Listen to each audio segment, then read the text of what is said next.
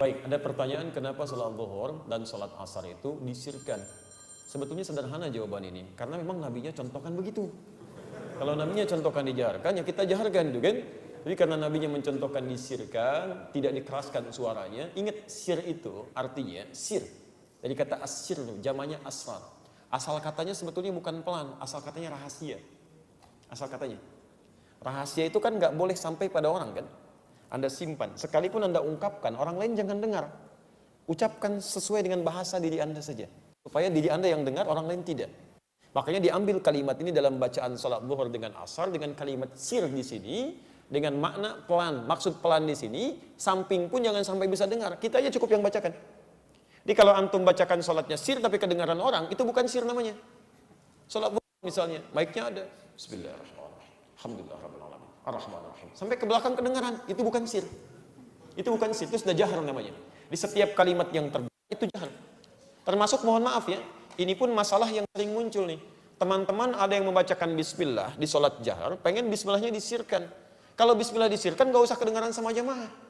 Kadang-kadang ada sebagian yang ingin menampakkan pada orang, ini sebetulnya saya bukan dijaharkan, disirkan supaya orang tahu saya sirkan. Ke mic didekatkan. Bismillahirrahmanirrahim. Kedengaran sampai belakang. Bismillahirrahmanirrahim. Alhamdulillahi rabbil alamin. Itu bukan sir namanya, itu jahar. Kenapa enggak sekalian Anda kerasan aja? Jadi kalau sir cukup Anda yang dengar. Alhamdulillahi rabbil alamin. Itu baru sir namanya. Tapi kalau Anda kemudian kecilkan tapi sengaja diperdengarkan pada orang, sering kadang pernah kami dengar yang seperti itu. Jadi mengimami di depan, dia ingin tunjukkan saya pilih pendapat yang disirkan, cuma tanpa sadar dia jaharkan. Bismillahirrahmanirrahim. Alhamdulillahi rabbil alamin. Itu jahar. Paham sampai sini? Tayyib.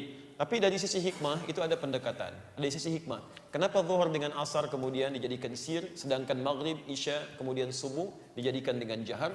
Ada sebagian ulama yang kemudian mencari, memahami dan menyimpulkan bahwa karena pada umumnya waktu siang itu masih sibuk dengan beraktivitas.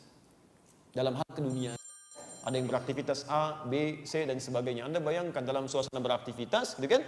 Kemudian menunaikan ibadah dalam keadaan dikeraskan, dijaharkan, tentu nanti akan ada situasi-situasi yang tidak menyenangkan. Imma pekerjaan orang lain menjadi terasa ada saut-sautan, atau sholat Anda pun misalnya bisa terganggu dengan jawaban-jawaban dari orang lain.